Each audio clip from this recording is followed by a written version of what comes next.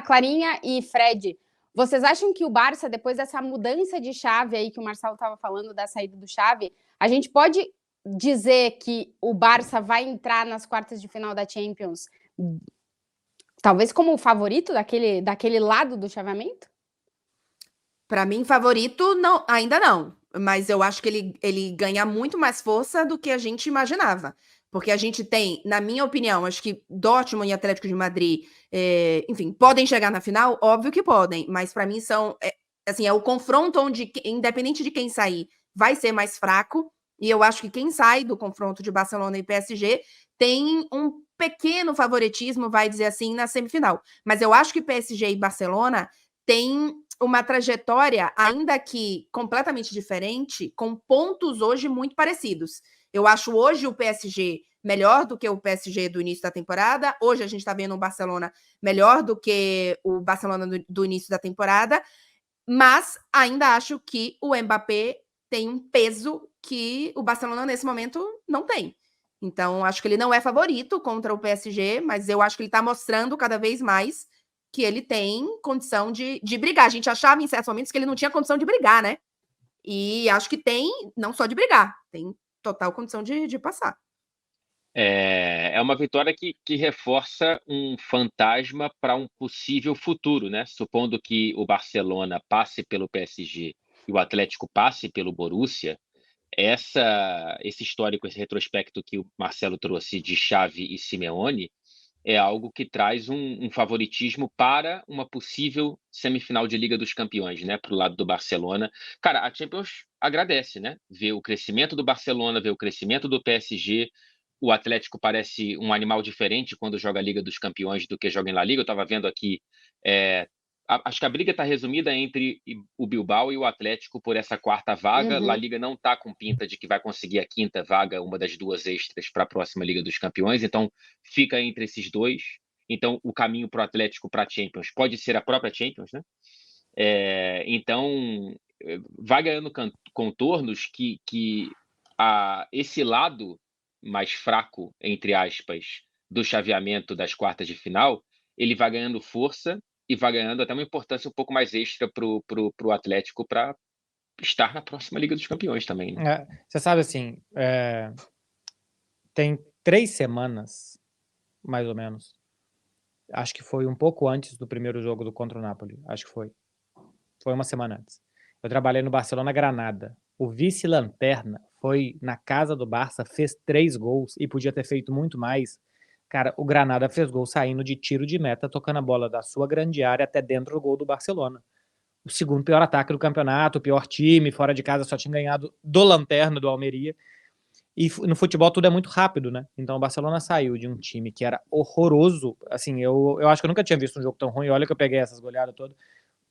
Pela fragilidade do adversário, ao time que está no melhor momento da temporada. Então, a semifinal, que é no final de abril, início de maio, tá daqui a um caminhão de anos de distância, né? Vai acontecer muita coisa até lá. O que eu acho que pode acontecer é que, aparentemente, tem um lado muito favorito da chave. De Real Madrid, Manchester City, Arsenal e olho no Bayern de Munique, né? Que goleou de novo, que jogou bem de novo, daqui a pouco a gente vai falar. Mas do outro lado, o campeão pode estar do outro lado. O favorito está de um lado, mas o campeão pode estar do outro, porque os times do outro lado têm as suas virtudes que ficaram escondidas por muito tempo e que agora estão aparecendo, acho que especialmente de Barcelona e de Paris Saint-Germain. O Atlético de Madrid talvez tenha vivido uma linda noite contra a Inter e seja muito para chegar, ou não. Ou pode ser que um time que vai se fortalecer sempre em casa e que vai ser muito difícil de jogar lá no Metropolitano na Liga dos Campeões. Mas é muito tempo, cara. Pro Barcelona, os confrontos contra o Paris Saint-Germain tinham que ser hoje. O ruim é que hoje o Paris Saint-Germain também tá jogando muito bem, né? Mas quanto antes, melhor, pela fase que o time tá vivendo. E agora, vamos ver como é que os times vão sentir essa parada para a data FIFA, né? Exato. Porque parece que a gente vinha num crescimento de alguns times, né? O próprio Real Madrid tá melhorando nos últimos jogos, né? E agora para a data FIFA 2 semanas sem jogos, com jogadores, com as suas seleções, vamos ver se volta todo mundo. Agora é momento de tensão para os clubes, né? Seria um momento de crescimento, mas dá aquela freada, vamos ver como é que eles vão voltar. Ó, estamos recebendo já vários superchats, inclusive mande o seu superchat, deixa o like no vídeo, porque se chegarmos a 3 mil likes, vamos contar um fun fact para vocês por aqui, uma história divertida para vocês, não necessariamente para nós. O Brenex está on fire no Superchat. Barça, Barça, Barça, Barça, uhul! Ele está enlouquecido no Superchat. Manda também. Mesmo com tantos desfalques do time, estamos surpreendendo. E que zagueiro é o Pau Cubarsí? Outro lançamento deixando o Firmino na cara do gol. É realmente impressionante, Beckler, a entrada dos meninos nesse time do Barça e estão respondendo, né? O Pau Cubarsí agora vai para a seleção espanhola com 17 anos. Vai ser um grandíssimo atrativo se ele e Lamine Yamal jogarem contra a seleção brasileira, né? A gente pode ter um zagueiro de 17 contra um atacante de 17, se em algum momento do campo tiverem Endrick e Pau Cubarsí em campo. Cara, é um duelo que pode se repetir daqui a 4 Copas do Mundo. Assim, é uma doideira imaginar o que pode acontecer terça-feira no Santiago Bernabéu e na Copa do Mundo de, sei lá, de 2046. É pra tanto? Não, acho que tanto não. 2046 é daqui a 20 anos. Tudo bem. Não. Mas a Copa do Mundo de 2034, Calma. vai. A Copa do Mundo de 2034. Pô, daqui a 12 anos eles vão ter 29, eles vão dar uma idade ótima ainda. Então, foi muito bem. O lançamento pro Firmino, que é um cara a cara que o Oblak pega, que ele vai muito bem. Agora, no lance do gol, o Barcelona volta a morder na frente, volta a recuperar a bola na frente. Nos 2 primeiros gols é o Barcelona mordendo na frente e o primeiro é uma recuperação do Pau Cubarsí. Que aí a bola vai para o Gundogan, que depois consegue girar o corpo, mudar a direção da jogada e achar o Lewandowski na área. Tá muito bem mesmo. Cada dia ele tá melhor, assim. Ele chega a estar quase no nível do Ronald Araújo, de tão bem que ele tá jogando. Ontem, ele e o Ronald Araújo às vezes se revezavam para marcar o Morata. O Morata não conseguiu ganhar uma vez do Pau Cubarsí. Não conseguiu. Nenhum duelo. Clarinha, Mbappé. E PSG goleou 6-2 para cima do Montpellier com hat-trick de Kylian Mbappé. Isso.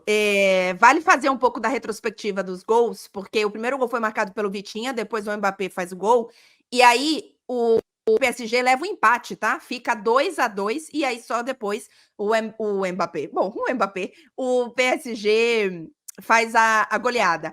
A sensação é que o Luiz Henrique tá ganhando o jogo dele quando ele diz que o Mbappé tá pronto para decidir, é o melhor jogador do mundo, mas está descansando em vários jogos. As partidas em que o Mbappé tem entrado entre essas poupadas, né, entre os bancos que ele fica lá, têm sido espetaculares, né? São jogos contra a Real Sociedad, Copa da França, agora esse jogo do Campeonato Francês, que aí sai um pouco do perfil de jogos de mata-mata, né? Porque era o caso da Copa da França e o caso da Liga dos Campeões, mas era um momento em que não era arriscado em termos de tabela, mas o PSG vinha de 3 empates no Campeonato Francês, então criava ali um clima não tão bom e existia uma pressão, obviamente, para o PSG vencer os adversários que todo mundo sabe que são muito mais fracos no Campeonato Francês, e isso veio com uma goleada, com ótimo jogo do Vitinha, ótimo jogo do Lee, mas mais uma vez... Eu insisto, a gente nunca sabe qual é o Mbappé. Gente, não paro de falar Mbappé no lugar de PSG. Não é à toa. Qual é o PSG que a gente vai ver em campo? Mesmo quando ele joga bem, tem jogos bons do PSG em que ele joga de uma forma e jogos bons do PSG em que ele joga de outra forma.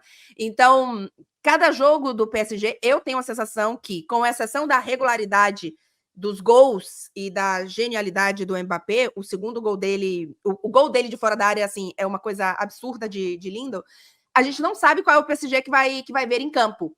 E isso é uma preocupação contra times muito, muito bons. E no caso da Liga dos Campeões, eu acho que enfrentou uma Real Sociedad fragilizada e foi um bom PSG em campo.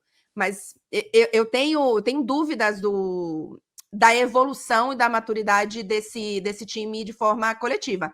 Mas, ao menos no final de semana, tirou a pressão, o Mbappé fez gols, 38 gols em 37 partidas, 250 gols com a camisa do PSG. Agora tem seleção francesa para os torcedores do PSG ficarem desesperados com a possibilidade de lesão, enfim. Qual que é a do Dembélé, hein?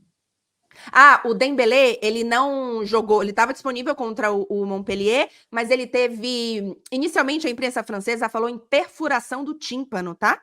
E foi descoberto isso já em Montpellier. O PSG confirmou que ele tem um problema no ouvido, mas que não tinha perfurado, e o Deschamps hoje falou que ele vai fazer um tratamento para cuidar de uma questão no ouvido. Mas ele se apresentou à seleção, não sei se vai fazer parte do primeiro jogo já, mas ele está tratando alguma questão no ouvido. Eita, É esquisitíssimo, né? né? Sim. Coisa. Perfuração de tímpano, né, passando cotonete, bom, talvez. E ninguém sabe o quanto tempo que isso deixa um atleta fora, né? Porque a gente sabe que é uma lesão inédito. muscular no adutor, a gente sabe, beleza, uns 10, 15 dias. Perfuração no tímpano, ninguém sabe. O Deschamps não confirmou a perfuração, tá? Mas confirmou que ele tem algo no ouvido. A gente ficou sem a confirmação especificamente da perfuração, mas que tem algo, tem. Então, tá ganhando cara de jogão, né? Barcelona e PSG. Uhum. Assim, poucas semanas atrás, como vocês disseram, poderia ter aquela cara de, caramba, quantos gols o Mbappé vai fazer no Barcelona e como que o Barcelona pode tentar agredir o PSG.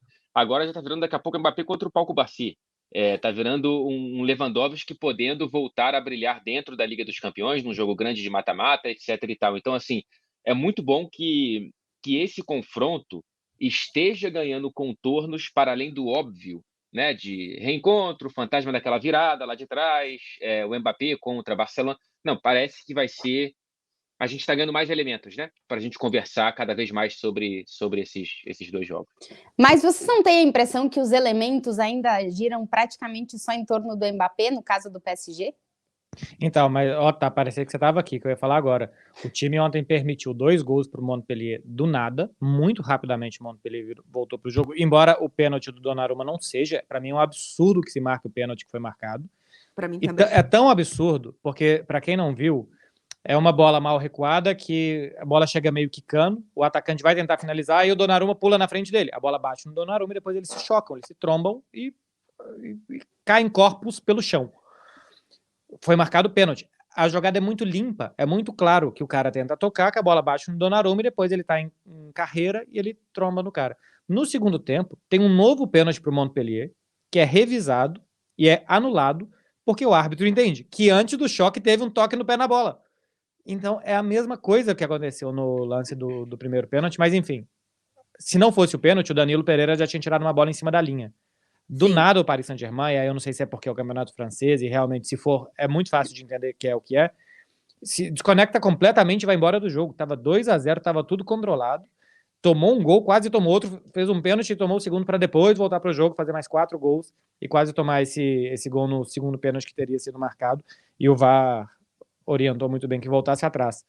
Mas ainda é um time que se desconecta, né? Que vai se desconectando, que se perde um pouco na defesa, que perde intensidade, que corre muito mais do que ataca posicionado na frente, quando não tem campo para correr, quando não deixam correr, ainda tem mais dificuldade o Paris Saint-Germain.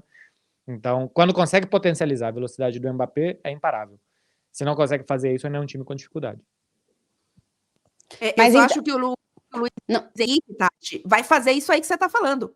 Vai fazer o PSG jogar em torno da melhor forma do Mbappé. E é por isso que ele está poupando o Mbappé nos jogos nacionais. Foi o que ele fez contra a Real Sociedad, né? Ele tem uma estratégia em que ele potencializa o Mbappé, que é algo que ele não fez durante boa parte da temporada, e ele não faz no campeonato francês tanto, mas eu acho que ele vai na estratégia por aí. Por isso que ele fala que eu preciso aprender a jogar sem o Mbappé, ele tá fazendo isso, tentando, na maioria dos jogos, fazer isso no campeonato nacional. Mas a Liga dos Campeões é isso aí, porque o Mbappé é bom o suficiente e é decisivo o suficiente para você montar uma estratégia em que ele possa decidir, porque se ele puder decidir, ele vai decidir. Eu acho engraçado como ele foi naquela declaração, temos que aprender a jogar sem Mbappé, e agora ele já está dizendo, sim, nós temos que aprender, mas enquanto ele estiver, nós temos que aproveitar, né? Então, assim, claramente ele está aproveitando agora o Mbappé. Uhum. E grande jogo do Vitinha. Sim. O Vitinha jogou muito, muito bem ontem. Então, assim, aquilo que a gente falava que os outros têm que dar um passinho à frente, o momento do Vitinha é muito bom. Já tinha jogado outros bons jogos e ontem joga muito bem. E acho que pro Luiz Henrique é ótimo negócio que a pergunta da Tati aconteça. Que o Mbappé seja o grande protagonista do lado do PSG, que tudo gira em torno do PSG quando a gente olha para esse jogo, para esse confronto, que o tema seja Mbappé e etc e tal, porque, cara, é isso mesmo. É muito difícil você escapar da concentração individual quando o cara tem 38 gols na temporada e vem de um hat-trick em final de Copa do Mundo, título com a França 18, etc e tal. Então, que o restante, que parece cada vez mais fazer um pouco de sentido, por mais que tenham esses apagões que, como o Marcelo disse, pode ser por conta de você relaxar na Ligue 1, é isso, você toma 2, daqui a pouco você faz 4, porque é assim que é a supremacia do PSG. Mas eu acho que pro Luiz Henrique é bom, tá? E ele, da maneira dele, tá jogando com isso, de entregar, tirar e devolver o protagonismo pro Mbappé nas entrevistas também. Uhum. Agora, parece que deu muito certo, né? O que o Luiz Henrique fez. Não sei, Sim. eu ainda não sei o que ele queria. Sim. Com tudo que ele fez. Eu ainda não tenho muito claro se ele queria provocar o Mbappé, se ele queria provocar os caras, se ele queria o Mbappé fisicamente melhor, simplesmente. Eu não sei, mas que deu certo, deu. Porque ele fez Sim. um grande jogo contra a Real Sociedad, agora toda vez que ele joga, o que ele toca vira gol. Ele vai chegar fisicamente bem contra o Barcelona. Se ele tiver que ser poupado, acho que ele já entendeu que vai ser poupado, não tem nenhum problema. Então, não sei o que queria o Luiz Henrique, mas que deu certo, deu. É Por bem isso isso aí. eu falei que ele ganhou o jogo, porque ninguém entendia e todo mundo dizia que estava errado, virou-se o maior drama e agora, seja pelo motivo que for, ele tá ganhando o jogo.